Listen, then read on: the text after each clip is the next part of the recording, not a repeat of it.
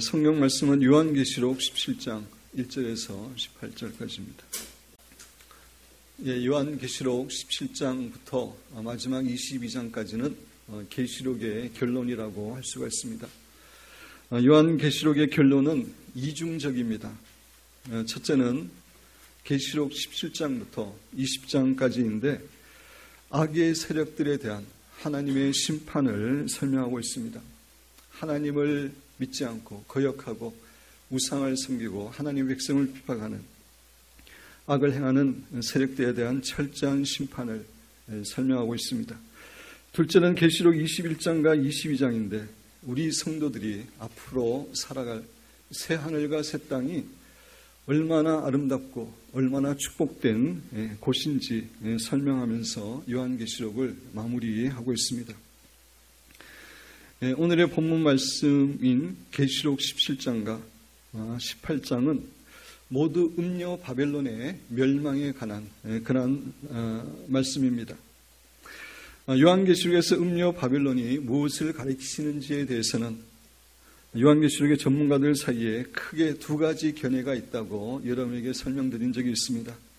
첫째는 아이합의 마이크 비클 목사님과 같은 분들이 주장하는 것으로 요한계시록에 나오는 바벨론은 장차 적그리스도의 사령부가 될 도시라고 해석합니다. 여러분 오늘 성경 말씀 계시록 17장 18절 한번 보시기 바랍니다. 마지막 절입니다. 계시록 17장 18절 또 내가 본 그 여자는 음녀 바벨론에 대해서 설명하고 있는 겁니다. 그 바벨론은 땅의 왕들을 다스리는 큰 성이라 하더라. 그래서 적그리스도가 다스리는 땅의 나라를 다스리는 큰 성이다 라고 하는 이 말을 문자 그대로 해석해서 바벨론을 앞으로 세계적인 종교와 정치와 경제의 중심지가 될 적그리스도의 나라라고 해석을 합니다. 이분들은 앞으로 때가 되면은 옛 도시 바빌론이 유프라테스 강 유역에 복원이 되어서 적그리스도의 사령부 역할을 하는데 그것이 바로 요한계시록에서 말하는 바벨론이다라고 설명을 합니다.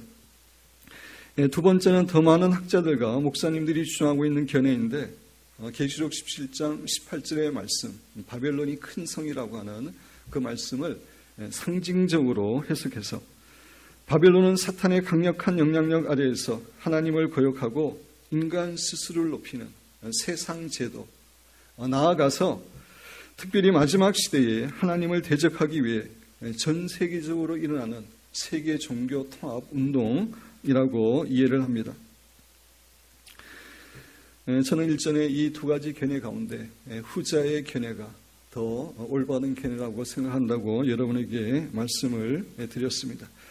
요한계시록의 전체적인 내용을 고려해 볼 때에 두 번째 해석이 더 바람직하다고 생각합니다. 그래서 오늘 여기서는 바벨론을, 음녀 바벨론을 마지막 시대에 하나님을 대적하기 위해서 전 세계적으로 일어나는 종교연합운동의 세력들을 상징하는 것으로 그렇게 생각하고 그 입장에서 설교를 하려고 합니다. 요사이 전 세계적으로 종교다원주의가 열병처럼 일어나고 있습니다. 퍼지고 있습니다.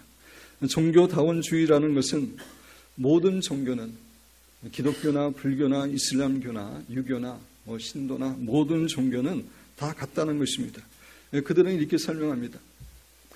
산의 정상은 하나인데 그 산으로 정상에 가는 길이 여러 가지가 있는 것처럼 결국 하나님은 같은데 그 하나님께 가는 종교가 여러 가지가 있다. 종교는 다 같은 것이다. 기독교에만 구원이 있는 것이 아니라 모든 종교에 구원이 있다. 예수님을 믿지 않아도 구원함을 받는다라고 하는 견해입니다. 이 종교다원주의의 입장은 기독교의 핵심 진리인 오직 예수님을 통해서만 구원함을 받을 수 있다고 하는 교리, 이거를 예수님의 유일성의 교리라고 합니다. 이 예수님의 유일성의 교리를 거부하는 비성경적인 견해입니다. 예수님께서는 요한복음 14장 6절에서 나는 곧 길이요 진리요 생명이니 나로 말미암지 않고는 아버지께로 갈 자가 없다고 이야기했습니다. 예수님만이 하나님께 이르는 영원한 천국에 있는 길입니다. 예수님을 통하지 않고서는 결코 하늘나라에 갈 수 없습니다. 하나님께 갈 수 없습니다. 사도행전 4장 12절은 우리에게 예수님의 이름 외에 구원받을 만한 이름을 이 세상에 준 적이 없다라고 이야기하고 있습니다. 근데 종교 다원주의 입장은 이 예수님의 유일성을 거부하는 그러한 비성경적인 개념입니다. 종교 다원주의가 옳다면은 예수님께서는 쓸데없이 십자가에서 고통을 당하시고 돌아가신 것입니다. 종교 다원주의가 옳다면은 예수님의 십자가와 부활이 의미가 전혀 없는 것입니다. 그리고 이들은 결국 종교에서 여러 종교에 섬기는 하나님이 같다고 이야기하고 있습니다. 근데 같지 않습니다. 이슬람의 성전인 코란은 예수님 믿는 사람들을 다 죽이라고 이야기합니다. 이슬람교에서 믿는 하나님과 기독교에서 믿는 하나님은 완전히 다릅니다. 전혀 다른 존재입니다. 이러한 의미에서 종교다원주의는 철저하게 성경의 진리를 부인하는 사탄적인 교리입니다. 그럼에도 불구하고 자유주의적이고 에큐메니컬한 신학적 입장을 가진 여러 교단들이 이 입장을 받아들이고 있습니다. 우리가 잘 알고 있는 WCC에 속한 많은 교회들, 모든 교회는 아닙니다. WCC에 속한 많은 교회들과 목회자들이 이런 입장을 받아들이고 있습니다. 배도의 길로 가고 있는 것입니다. 그리고 로마 캐톨릭도 종교다원주의의 입장입니다. 특별히 로마 캐톨릭은 종교다원주의에 근거해서 WCC에 속한 교회들과 또 다른 여타 종교들을 통합하는 세계 종교 통합 운동을 일으키고 있습니다. 계시록 17장과 18장에 나오는 음녀 바벨론은 로마 캐톨릭이 중심이 되어서 WCC에 속한 교회들과 세계의 종교들을 통합하는 그러한 세력들을 지칭하는 것으로 여러분이 이해를 하시면 됩니다. 저만 이렇게 생각하는 것이 아닙니다. 요한계시록과 기독교 종말론을 정말 전문적으로 연구하는 사람들은 거의 90% 이상이 이 이야기를 확신을 가지고 이야기를 합니다. 교황이 적그리스도라고 하는 그런 주장도 있긴 합니다. 근데 사실 적그리스도는 또 다른 정치적인 인물이 되고 교황은 음녀 바벨론의 우두머리의 역할을 하는 그런 사람이라고 여러분이 이해를 하시면 되겠습니다. 요한계시록 17장 1절 말씀 우리 한 목소리로 읽겠습니다. 네.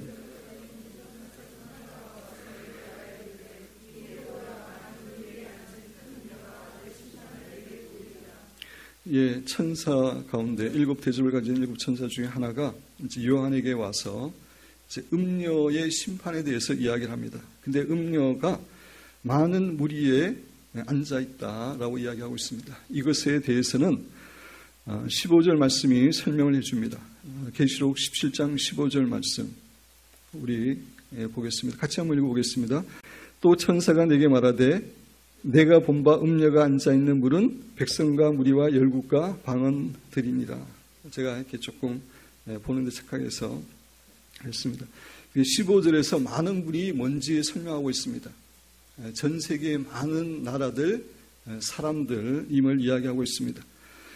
음녀 바벨론은 다시 말씀드려서 종교다원주의에 근거한 종교통합운동은 전 세계적으로 영향을 미치고 전 세계의 많은 사람들이 참여하는 그런 운동임을 우리에게 교훈해 주는 것입니다. 그런데 그 음녀 바벨론은 반드시 심판을 받게 된다고 천사는 사도 요한에게 분명하게 언급하고 있습니다. 우리 2절 말씀 같이 읽어보겠습니다. 땅의 임금들도 그와 더불어 음행하였고 땅에 사는 자들도 그 음행의 포도주에 취하였다고. 땅의 임금들도 음녀 바벨론과 더불어 음행하였다라고 이야기하고 있습니다. 성경에서 음행의 영적인 의미는 하나님을 반역하고 우상이나 귀신을 섬기는 행위들을 의미합니다. 종교다원주의에 근거한 종교통합 세력들은 하나님을 반역하고 우상들을 섬기는 자들이기 때문에 그들은 영적으로 음행하는 자들입니다. 그런데 땅의 임금들도 음녀 바벨론과 더불어 음행을 한다는 것입니다. 그렇습니다. 세상의 많은 지도자들은 더 많은 권력과 명예와 재물을 얻기 위해서 음녀 바벨론과 타협하고 음녀 바벨론의 견해를 받아들일 것입니다. 사실 오늘날에도 영국이나 미국이나 유럽의 여러 나라들, 지도자들은 이미 이런 사상을 받아들이고 영적으로 음행의 죄를 범하고 있는데, 이제 마지막 시대가 되면 더욱더 많은 지도자들이 이런 음녀 바벨론과 타협하는 그런 날이 오게 됩니다. 그리고 땅에 사는 자들도 그 음행의 포도주에 취하였다라고 이야기하고 있습니다. 땅에 사는 자들은 예수님을 믿지 않는 불신자들 이야기하는데, 이제 불신자들도 음녀 바벨론의 종교 통합주의에 많이 이제 참여하게 됨을 이제 우리에게 교훈해 줍니다. 음녀 바벨론은 세계 종교 통합 세력들은 자신들은 절대로 절대 진리를 주장하지 않고 모든 종교를 포용하기 때문에, 받아들이는 관용적인 태도를 갖고 있기 때문에 이 세상에 더 이상 종교로 인해서 갈등은 없을 것이다 라고 유혹을 할 것입니다. 그리고 또 그들은 사람들 보기에 좋게 보이는 인도주의적 봉사나 행위들을 많이 할 것입니다. 그래서 서양 사람들은 속아서 그곳에 많이 빠지게 되는 것입니다. 3절 말씀 우리 같이 읽겠습니다. 곧 성령으로 나를 데리고 강례로 가니라.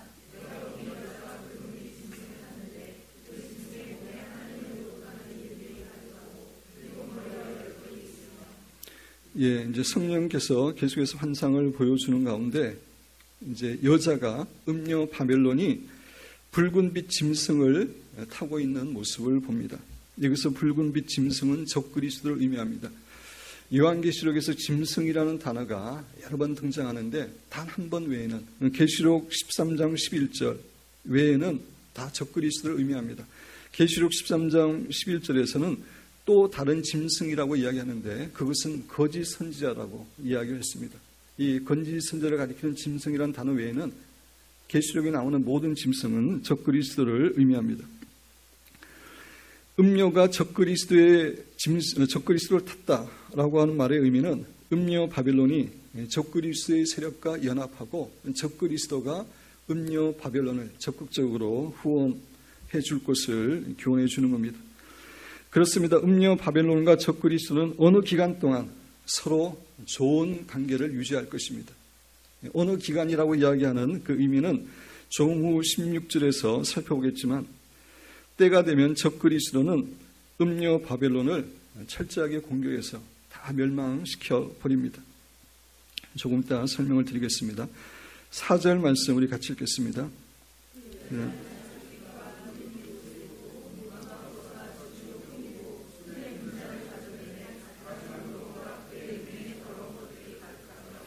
그 여자는 자줏빛과 붉은빛 옷을 입고 있다라고 이야기합니다. 사도 요한 당시에 자줏빛과 붉은빛 옷은 물감의 재료 자체도 비쌌고, 그런 옷감을 만들기 위해서는 정성도 많이 필요했습니다. 다시 말해서 매우 값이 비싼 그런 옷이었습니다. 그래서 그 당시에 왕이나 부자들만 자줏빛과 붉은빛 옷을 입고 있었습니다. 따라서 이 표현은 음녀 바벨론이 물질적으로는 부유함을 누리는 그런 세력임을 우리에게 교훈해 줍니다. 금과 보석과 진주로 꾸미고, 이것도 같은 의미죠. 음녀 바벨론은 세상의 나라와 결탄하기 때문에 물질적으로는 그 부유함을 누리는 그런 세력입니다. 손에 금잔을 가졌는데 가정한 물건과 그의 음행에 더러운 것들이 가득하다라고 이야기하고 있습니다. 금잔이라고 하는 것은 얼마나 아름다운 잔입니까? 이 음녀 바벨론의 세력이 겉으로 보기에는 매우 아름다운 세력처럼 보인다는 것입니다. 조금 전에 말씀드린 대로 종교 통합 세력들은 모든 종교에 대해서 관용을 이야기하고 있습니다. 모든 종교를 다 받아들인다고 이야기하고 있고, 인도주의적인 봉사나 행위들을 많이 할 것이기 때문에 겉으로는 아름다운 금잔처럼 그렇게 보인다는 것입니다. 일전에 우리가 데이빗 윌커슨 목사님이 그분이 마지막 시대에 대해서 환상을 보고 이제 설교하는 것에 대해서 동영상을 본 적이 있습니다. 그분의 그 환상이 미국에서는 오래전에 책으로 나왔지만 최근에 한국에서도 마지막 때의 환상과 징조라는 책으로 번역되어 있습니다. 예찬사에서 번역되어 있는데 제가 이 책을 읽어보니까 112페이지에 이런 말이 있습니다.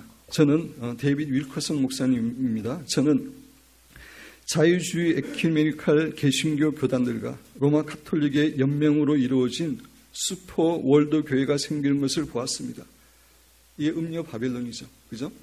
WCC에 속한 자유주의 그런 교회들과 로마 가톨릭이 합쳐져서 슈퍼 월드 교회가 생기는 것을 보았습니다. 이들은 정치적으로 손을 잡고서 지구상에서 가장 강력한 종교 단체 중 하나를 만들 것입니다. 중략하고 이 강력한 슈퍼 교회 연맹은 사회활동과 엄청난 프로그램과 구제사역에 깊이 관여할 것입니다. 이들은 종교의 관용을 이야기하고 또 사람들 보기에 좋은 인도주의적인 그런 행위들을 많이 하기 때문에 겉으로는 금잔처럼 아름답게 보인다는 것입니다. 그런데 그 금잔 안에는 뭐가 있다고 이야기합니까? 가증한 물건과 그의 음행에 더러운 것들이 가득하더라. 하나님께 가증한 것은 하나님을 섬기지 않고 우상을 섬기고 귀신을 섬기는 것입니다. 더럽다고 하는 것은 도덕적으로 타락하는 것을 의미합니다. 이 종교 통합 세력이 겉으로는 아름답게 보일지 모르지만 그 본질은 귀신들을 섬기는, 우상을 섬기는 그런 조직이고 도덕적으로 타락한 그런 존재임을 하나님께서 성경을 통해서 우리에게 분명히 교훈해 주십니다. 그래서 종교 통합 세력이 결국은 이런 세력이기 때문에 가증하고 더러운 것이 가득한 세력이기 때문에 우리 신자들은 결코 이곳에 참여하지 말라고 우리에게 교훈을 미리 주시는 겁니다. 5절 말씀 우리 같이 읽도록 하겠습니다. 그의 이마에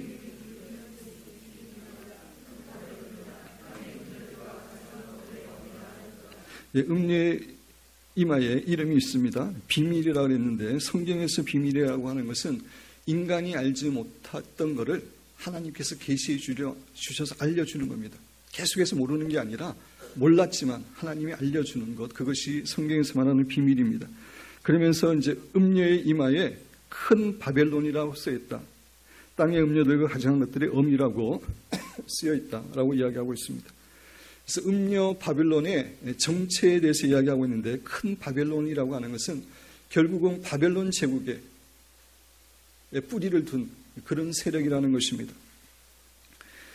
우리가 음녀 바벨론을 사상을 이해하기 위해서 따라서 바벨론 제국에 대해서 우리가 좀 알아야 됩니다. 근데 바벨론 제국은 일전에도 말씀드렸지만 바벨탑이 세워진 곳을 중심으로 해서 세워진 나라입니다. 이런 의미에서 바벨탑 사건을 다시 한번 살펴보기로 원합니다. 여러분 창세기 11장 4절을 보시기 바랍니다.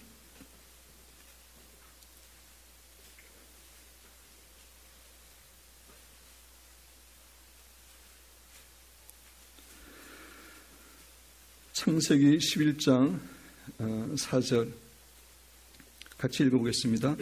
또 말하되 자 성읍과 탑을 건설하여 그 탑 꼭대기를 하늘에 닿게 하여 우리 이름을 내고 온 지면에 흩어짐을 면하자. 탑만 세운 게 아니죠. 바벨탑을 세운 사람들이 탑만 세운 게 아니라 성읍들을,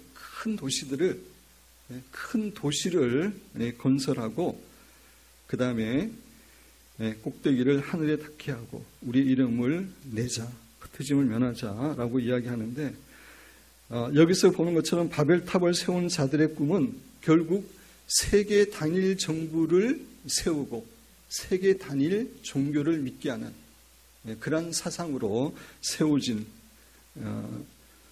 그런 목적을 가지고 바벨탑을 세운 것을 알 수가 있습니다. 하나님께서는 아담과 하와를 창조하시고 아담과 하와에게 전 세계를 흩어져서 세계를 다 정복하고 하나님의 나라를 확장하라고 창세기 1장 28절에서 이야기했습니다. 그런데 바벨탑을 세운 자들은 그 하나님의 명령을 직접적으로 거부하면서 한 곳에 우리가 살아갈 수 있는 전 세계의 모든 그 집들과 성읍을 세워서 한 곳에 세계 단일 정부를 세우고 살아가겠다고 이야기하고 있는 것입니다. 하늘에 닿게 했다. 탑이 하늘에 닿게 하려고 세웠다 그랬는데 이 말은 일전에 제가 여러분에게 이 말의 의미는 자신들이 하나님 위치에 서기 위해서 하나님을 대신하여 자신들이 주인으로 살기 위한 그러한 태도를 보여준다라고 말씀을 드렸는데 그것과 아울러 한 가지 더 중요한 의미를 가집니다. 자신들이 세운 바벨탑이 하늘에 도달하게 한다라고 하는 의미는 자신들이 하나님 외에 다른 영적인 세계와 접촉하며 살겠다라고 하는 그런 의미를 갖고 있는 겁니다. 하나님이 아닌, 다시 말해서 사탄과 귀신들을 섬기는 그런 세계와 접촉해서 단일 종교를 믿는 그런 것을 추구하겠다라고 하는 것이 이 말씀의 의미에 포함되어 있습니다. 결국 바벨탑을 쌓은 사람들의 사상이 바벨론 제국의 중심이 됐는데 그들의 중심은 세계 단일 정부, 세계 단일 종교입니다. 하나님께서 아담과 하와에게 명령하신 그 명령을 정반대로 거부하는 그러한 것입니다. 그래서 이 바벨론의 사상이 결국은 오늘날 종교 통합 운동을 일으키는 음녀들의 사상의 근원이 되고 어미가 된다라고 하는 것을 설명하고 있는 겁니다.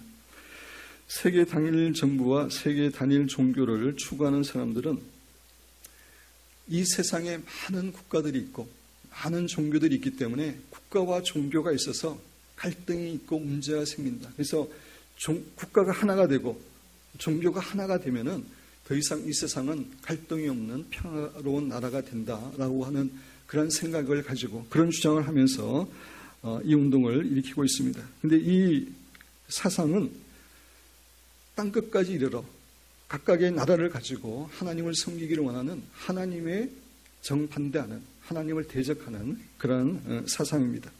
그래서 적그리스도는 결국 이런 바벨론 사상을 가지고 이 세상을 하나로 통일하려고 하는 그런 일을 하고 있는 것으로 여러분이 이해를 하시면 되겠습니다. 다시 요한계시록 7장 17장으로 가서 6절 말씀 우리 같이 읽겠습니다.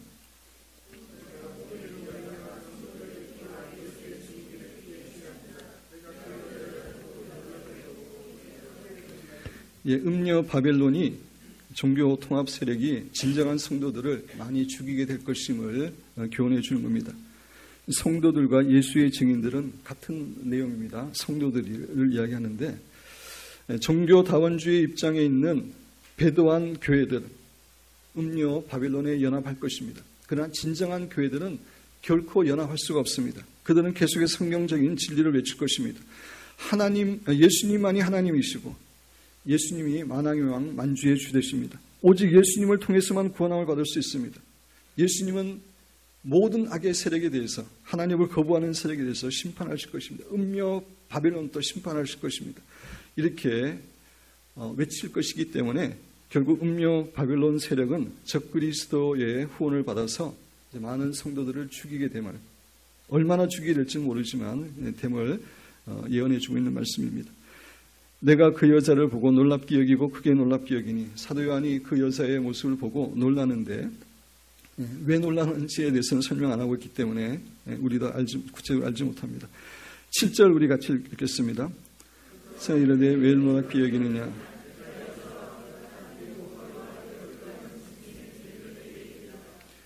여자는 음녀 바벨론이고 그가 탄 짐승은 누구라 그랬죠? 적그리스도죠. 적그리스도가 7머리와 10뿔을 가지고 있습니다. 이것에 대해서는 제가 한 2번 정도 계시록을 설명하면서 설명을 드렸는데 7머리라고 하는 것은 지금까지 역사적으로 이스라엘을 괴롭혔던 그런 세상적인 제국들이 있습니다. 적그리스도의 나라까지 합쳐서 애굽과 아수르와 바빌론과 페르시아와 헬라, 로마 이 6개의 제국에다가 마지막 시대에 등장하는 그 적그리스도의 나라가 7머리라고 여러분에게 설명을 드렸습니다. 뒤에 또 설명이 나옵니다. 10뿔이라고 하는 것은 마지막 환란 시대에 적그리스도와 동맹을 맺는 10개의 나라입니다. 많은 사람들이 이유가 이 10개의 나라가 될 것이다 라고 이야기도 하고, 근데 벌써 지금 28개인가 6개인가 그런 그 이유는 됐습니다. 그리고 어떤 사람들은 중동의 나라들이 이제 이 10개국이 되어서 적그리스도와 연합할 것이다 라고 주장하는데, 다니엘서를 비롯한 구약의 여러 예언서를 고려해 볼 때 많은 학자들은 그 EU의 몇몇 나라들과 중동의 몇몇 나라들이 합쳐져 가지고 10개의 나라가 되고 적그리스도를 협력하게 될 것이다 라고 이해를 합니다. 우리 8절 말씀 같이 읽겠습니다. 내가 본 짐승은 전에 있었다가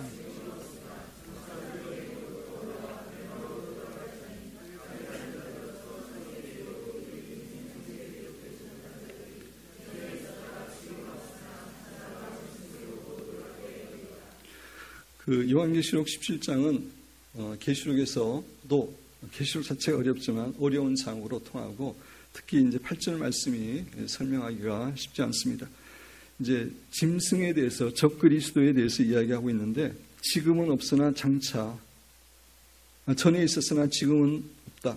이 말의 의미가 명확하게 설명이 되지 않습니다.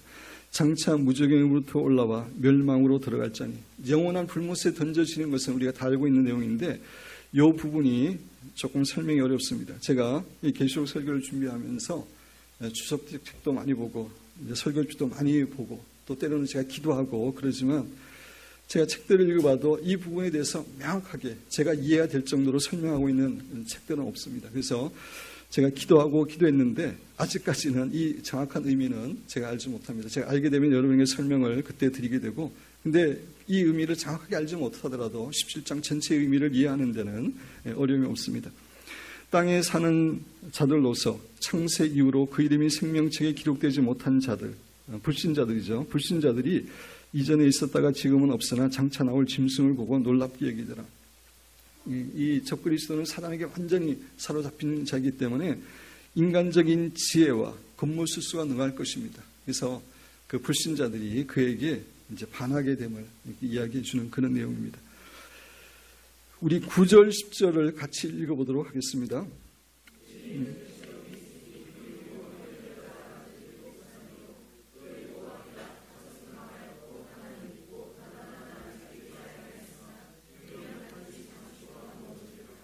그래서 일곱 머리와 열 뿔에 대해서 이제 설명하는 그런 내용인데,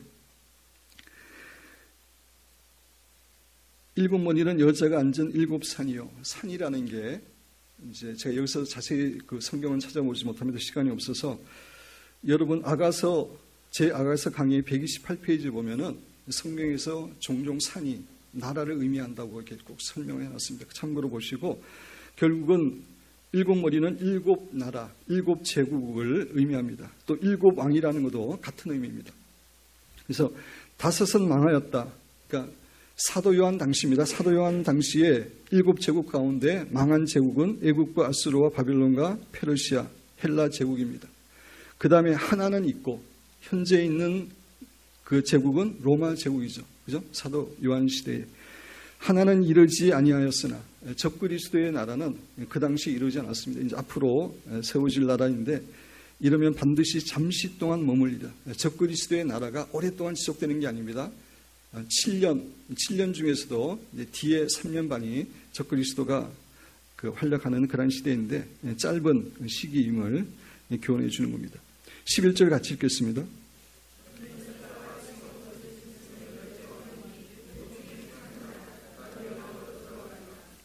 그래서 전에 있었다가 지금 없어진 짐승 적그리스도를 가리킨다고 얘기했습니다. 8째 왕이다. 7 중에 속한 자라. 그가 멸망으로 들어가리라. 이게 7번째 마지막 적그리스도의 나라의 그 왕이면은 7번째 왕이 돼야 되는데 왜 8번째 왕으로 이야기하고 있는지 조금 이렇게 어려움이 있지만 쉽게 설명하면 이렇습니다.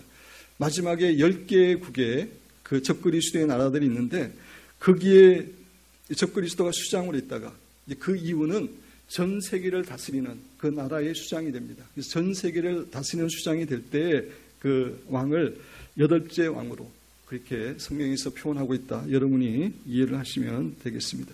12절 같이 읽겠습니다.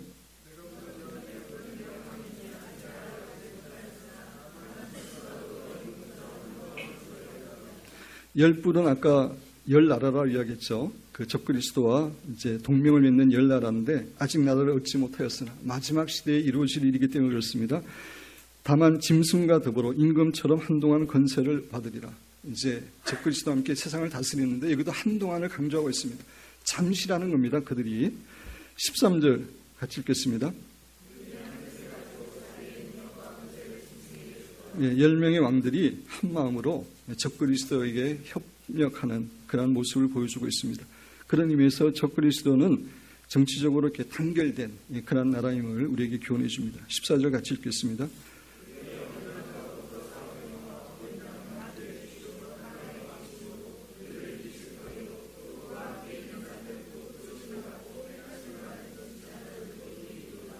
예, 14절이 말하고 있는 것이 아마겟돈 전쟁이라고 제가 일전에 앞에서도 조금 설명을 드렸는데 계시록 19장에 이 아마겟돈 전쟁에 대해서는 좀 더 자세히 나옵니다. 우리 교회가 휴거되고 나서 예수님이 재림하시는데 이제 적그리스도의 모든 그 군대들이 예수님과 싸우기 위해서 무기토에 모이는 그런 내용인데 예수님이 어린 양은 예수님인데 만주의 주 만왕이 왕이시기 때문에 당연히 그들을 이길 것이다. 그들만 이기는 것이 아니라 그와 함께 있는 자들, 곧 부르심을 받고 택하심을 받은 우리 진실한 자들, 성도들을 가리키는데 성도들도 함께 이길 것이다. 아마 우리가 휴거되고 나서 주님께서 이 땅에 오실 때에 성도들도 같이 내려와서 싸워서 승리하게 되는 그 사건을 우리에게 교훈해 줍니다. 16절 말씀에서 반전이 일어나는데 우리 16절 말씀 같이 읽어보겠습니다.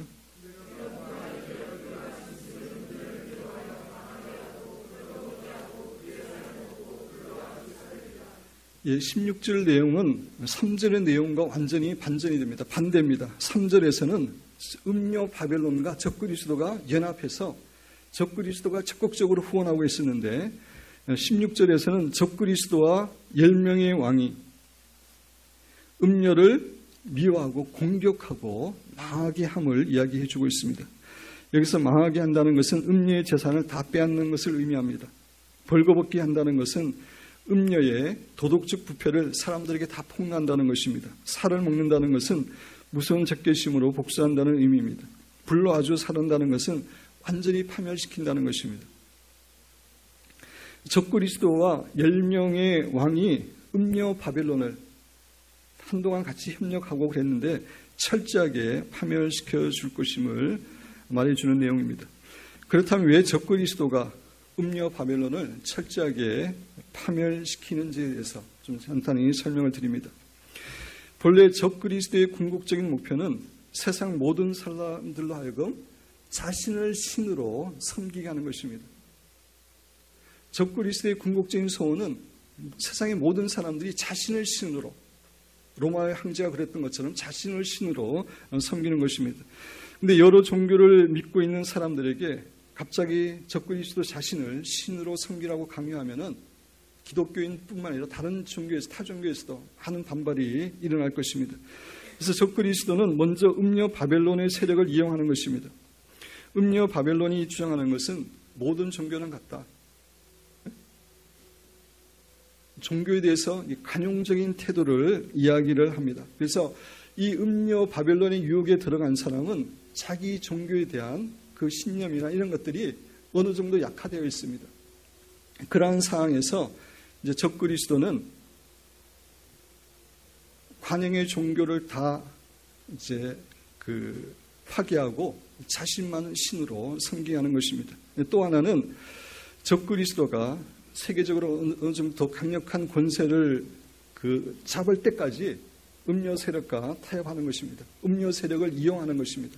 그래서 자기의 권력의 기반이 확고하게 되면은 그 음료의 세력들을 다 죽이게 되는 것입니다. 우리 계시록 13장 14절 15절 한번 보도록 하겠습니다. 오늘 좀 설교가 깁니다. 이제 계시록 마지막 얼마 안 남았는데 좀 가능한 속도를 제가 내기 위해서 오늘 조금 길게 설교를 합니다. 계시록 13장 14절 15절.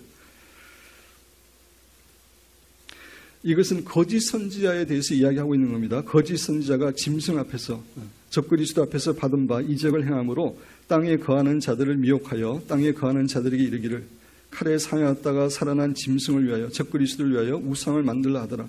그가 권세를 받아 그 짐승의 우상에게 생미를 주어 적그리스도가 교만 기적도 행하는 겁니다. 그 짐승의 우상으로 말하게 하고 또 짐승의 우상에 경배하지 않은 자는 며칠든지 다 죽이게 하더라. 이게 본래 적그리스도의 궁극적인 목적이죠. 적그리스도의 궁극적인 목적은 사람들이 여러 가지 종교를 가지고 평화롭게 살아가는 것이 아니라 자기를 다 신으로 섬기게 하는 것입니다. 그것이 적그리스도의 궁극적인 목적입니다. 적그리스도와 세계 단일 정부주의자들의 전략은 자신들의 세력이 약할 때는 자신들의 정체를 숨기고 자신들이 강하게 됐을 때는 정체를 드러내고 반대편 세력을 완전히 척결하는 그런 전략입니다. 공산주의자들이 그렇죠. 레닌이나 마오쩌둥이나 김일성이나 다 이런 전략을 피고 있습니다. 약할 때는 자기의 정체를 숨기고 있다가 강하게 될 때 자기의 정체를 밝히면서 적들을 잘 척결합니다. 적그리스도가 그런 수법을 쓰는 것입니다. 그래서 그 암사마귀는 수사마귀와 이렇게 교미를 하고 난 다음에 수사마귀를 다 잡아먹는다고 합니다. 적그리스도가 그런 모습을 보이고 있는 거예요. 필요해서 음녀 바벨론과 타협을 하지만 이제 때가 되면은 음녀 바벨론을 다 죽이는 것입니다. 그런 의미에서 로마 카톨릭 교황과 종교다원주의자들은 하나님에 의해서 마지막에 심판을 받기 전에 심판 궁극적으로 받겠지만 그 전에 적그리스도에 의해서 다 이용당하고 죽게 되는 것입니다. 다니엘서 8장 23절은 이렇게 합니다. 이 네 나라 마지막 때에 반역자들이 가득할 즈음에 반역자들은 제약을 범하는 사람들입니다. 세상이 이제 제약을 범하는 사람들 가득하게 될 즈음에 한 왕이 일어나서 한 왕은 적그리스도입니다. 그 얼굴은 뻔뻔하며 속임수에 능하며 적그리스도의 정체에 대해서 이야기하고 있어요. 얼굴이 뻔뻔하고 속임수에 능합니다. 완전히 사탄에게 사로잡히는 자이기 때문에 얼마나 사람을 속이고 겉모술수가 능하겠습니까? 그러니까 음녀 바벨론도 종교 통합 세력도 그렇게 이용하다가 때가 되면 다 멸망시키는 것입니다. 다시 요한계시록 17장 17절 18절 우리 같이 읽어보겠습니다. 이는 하나님이 자기 뜻대로